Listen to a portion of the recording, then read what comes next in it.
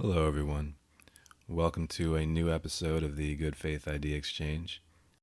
I think when social media started off, it was wonderful. It was a way to connect and stay in touch with family and friends. But once it became profit driven, once it's monetized, whether it be the internet or social media, it changes how it approaches things and what becomes important.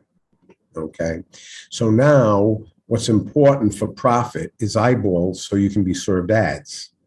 And what it has done is created a system of algorithms that just feed you more of what you're listening to, not what you listen to, what you agree with. So you stay engaged so you can be served an ad.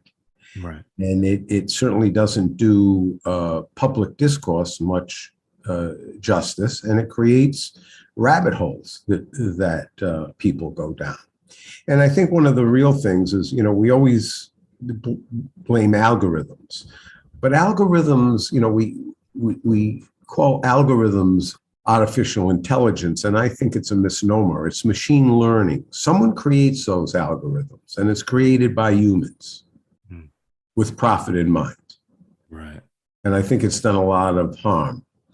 And I think there's one thing in particular that has done a lot of harm to, open discourse in this country, and that is the Section 230 of the I think it's the Communication Decency Act. I might be wrong about the specific act, but Section 230 doesn't hold digital platforms like Facebook, Google, responsible for their content.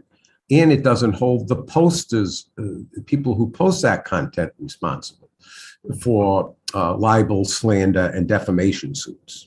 So it has allowed for the Wild West, things that could never be written in a newspaper or broadcast on TV.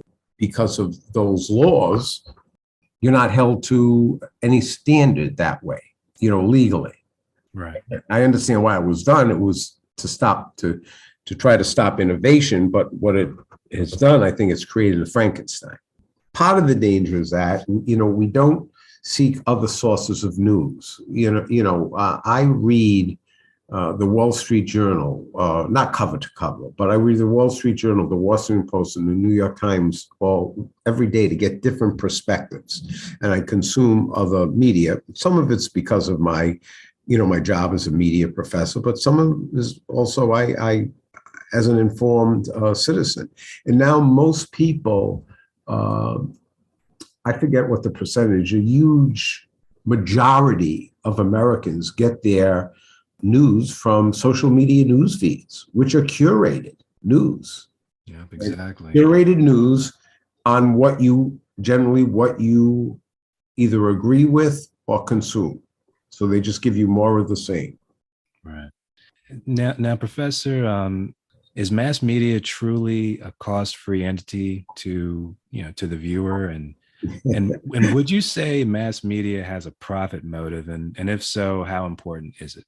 No, what it is we think we're getting something for free, and in many ways we are, but we're paying, I think, an intellectual price sometimes, and I think we have to realize that we are the product. We're the people being sold. So we get something for free so someone can sell our ears, eyeballs, etc., to someone to sell us something. So that's the trade-off. Okay. For instance, you don't think that you're the product when you go to Google and you look up where do most rabbits live in America? I mean, something as innocent as that. Well, guess what? I mean, someone is looking at you and may send you deliver an ad for a pet store to you. Okay. And I think because of that, because we've forgotten that we're the product, we've also forgotten a lot of other aspects. We forgot the loss of privacy that's engendered by that. But I think if I could give one bit of advice is vary your sources of information. In other words, don't just take one source of information. Don't use similar sources of information. I watch Fox News. Obviously I'm a media professor, and I watch MSNBC. Make sure you see both sides, so you're reading other points of view. Right. Yeah, absolutely. Absolutely. I think there's even there was something I watched myself on Netflix a little while back. I think it was called The Social Dilemma. Oh, And, yeah. I'm glad you brought that up. As a matter of fact, I make it a required film in my new media and society class. And what it does is it humanizes and explains what an algorithm is more than anything, I think, when I think back. I don't know how you feel about that, but I think it clearly shows how social media, to keep your eyes and your engagement, is in a manipulative mode. right. I would absolutely agree with that. I highly recommend it. And I also recommend another movie, The Great Hack, which is about 2016 election, the selling of information by Facebook when they claimed they didn't, to one political side. And I think two other things I'd recommend is 2001 Space Odyssey. I think it's interesting to see an old film with that in mind. And another book that I think is so timely now is Alvin Toffler's Future Shock. He was a futurist who wrote in the 70s. Some very interesting points that some would argue are happening in some ways right now.